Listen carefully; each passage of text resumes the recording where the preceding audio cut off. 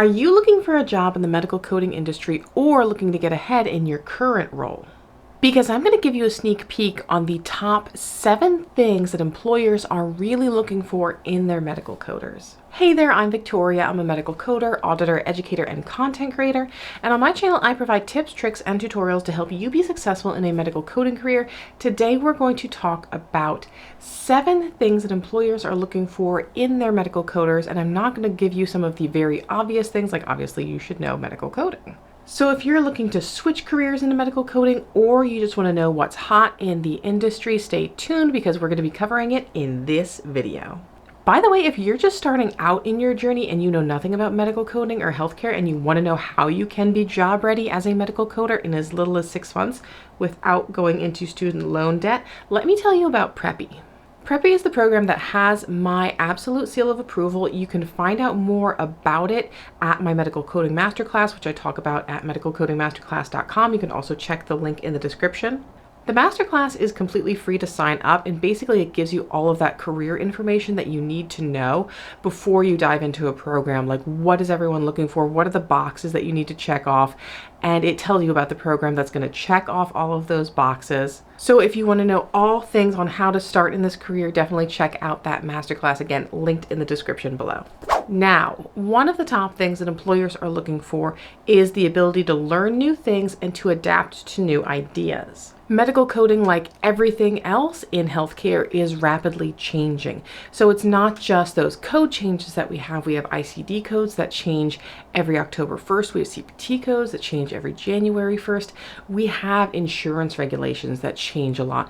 We have, different coverages that change. We have, one insurance will take a modifier on one code and then another won't. Or we just have process updates, that maybe there's an update to the medical record system that we have to learn, migrations, all kinds of stuff. So employers are really looking for someone who is able to adapt to those new technologies.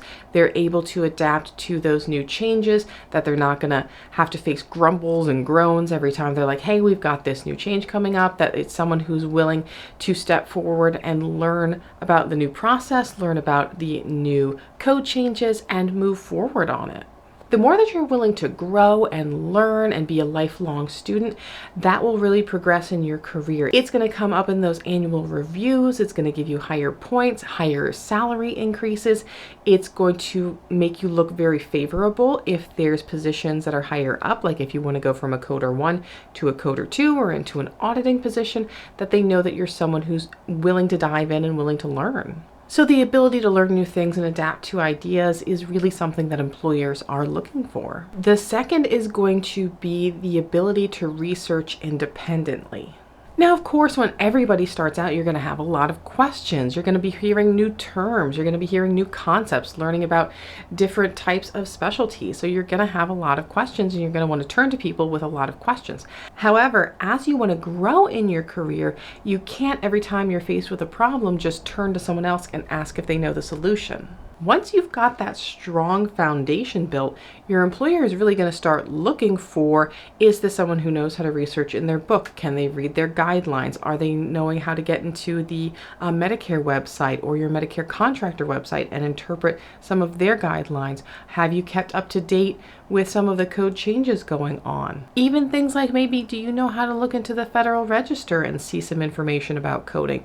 Do you know how to find CPT assists or coding clinics to find some of that additional coding guidelines? So really differentiating between, I code it this way because I found this blog, or I found a friend or a forum or a Facebook post that said to code it this way and I just code it this way, versus having that source of truth, that reliable information that we know can hold water in, let's say, the court of law, where we say that, yeah, this is Medicare's policy. I found it on their website. It's still up to date. This is what we're using. I found this local coverage determination, and this is under their, covered diagnoses for this procedure. So knowing how to really research independently and come to a conclusion. Not saying that you can't take that to someone though and go, hey, I found all of this, but even your boss is going to be really impressed if, instead of going to her and going, I don't know what to do with this, you say, hey, I found this, I'm struggling a little bit, this is what I found. Do you agree that this is the right course of action to take? It's especially critical if you're thinking of advancing into an auditing role.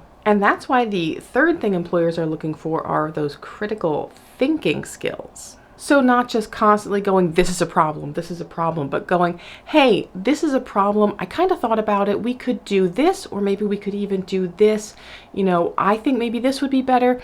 What do you think? Employers are really looking for someone who's going to be part of the solution, who's going to offer some sort of suggestions and not just nitpick or bitch about the problems. If you can think critically, if you can come up with a solution, especially before things become a big problem, because we see that sometimes in the revenue cycle that, we see a little bit of something going on and next thing we know, it's, the entire office is on fire.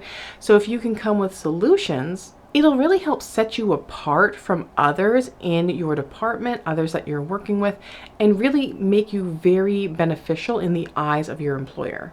And again, those are the things that they're going to think about when it's annual increase time, and those are the things that will get you those higher pay increases or make you eligible for higher positions. Now, the next thing is maybe a little bit more obvious, but if you are looking to get ahead in medical coding, you're going to need a certification through AAPC or AHIMA. Those are the gold standards in medical coding, nothing against any other certifications that are out there. They're just not as popular. They're not the gold star, the gold standard that AAPC and AHIMA are. They're like the Coke and Pepsi of medical coding. So while there are other certifications out there, they're not as desirable as those ones from AAPC or AHIMA, like the CCS or the CPC. And coders that are certified and work in the revenue cycle usually make higher salaries than those that aren't certified. So if you're someone who works somewhere in revenue cycle, but you want to be really serious about medical coding, you want to get an AAPC or an AHIMA certification in coding. Now, the next thing that employers are looking for in their medical coders is going to be teamwork. So working collaboratively with all of the other healthcare departments. I used to be a professional fee coding supervisor, and one of my jobs as a pro fee coding supervisor, even though I was primarily responsible for the auditors and educators, was occasionally we would have to go inside into the practices to help train their front desk associates. A lot of errors in the revenue cycle actually happen at that first point of contact when we're registering a patient. So we were having a lot of issues with things like Incident 2 because they weren't putting the right billable providers in. So we would go in without different grids of when to put in different providers for different insurances and under what circumstances so that we could train the front end staff.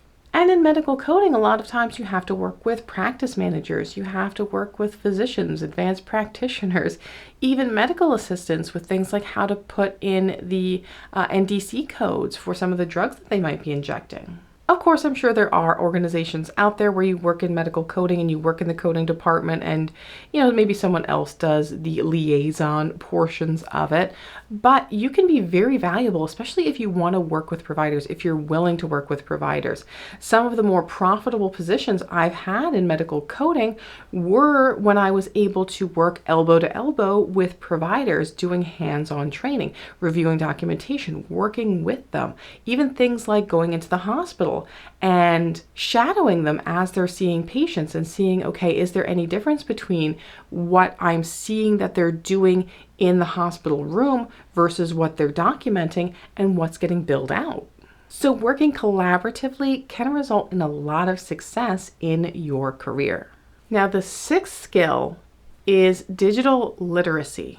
Now, no matter what industry you're in anymore, you will probably have to have some level of digital literacy skills. So of course, in medical coding, you're going to need to know things like how to use an encoder lookup or how to use an electronic medical record or a billing system, but also those basic computer skills, things like sending an email, things like making spreadsheets, even making PowerPoint presentations, how to use those different conferencing systems that you're going to need to connect with your fellow colleagues, to connect with your fellow coders, to connect with other people in the healthcare field. Even things like connecting to webinars to get your continuing education units. Being able to use a lot of those different digital tools is crucial for most business positions these days, and medical coding is no exception. So while you don't need to be a master of all things, you might not need to know how to do a pivot table in Excel, you will need to have basic computer knowledge and the ability to learn new programs.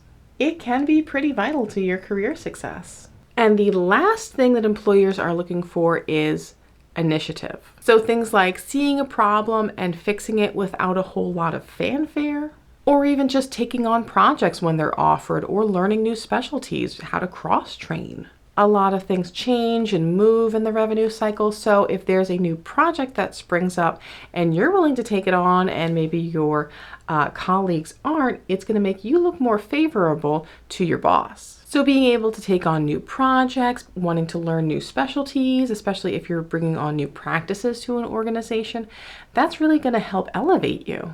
Things like showing initiative and taking on new challenges is really going to position you for success in your career.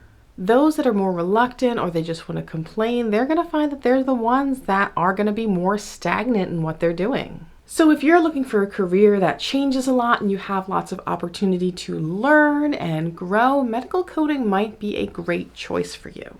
If so, make sure you go to medicalcodingmasterclass.com so you can find out how you can prepare for a career in medical coding. And if you want to be top-notch and very employable, you want to make sure you have a certification through AAPC or AHIMA. I always say, if you don't know, you're like, I don't know what's the best one, just go with the CPC through the AAPC. And remember that teamwork makes the dream work. So the more you're willing to work collaboratively, show initiative, and adapt to all those changes, it could be your real key to success. So what have you experienced as a medical coder? Do you have any tips for those that are just getting started in this career? If you do, definitely let me know in the comments below. Otherwise, I will see you guys in the next video. And until then, just keep on coding on.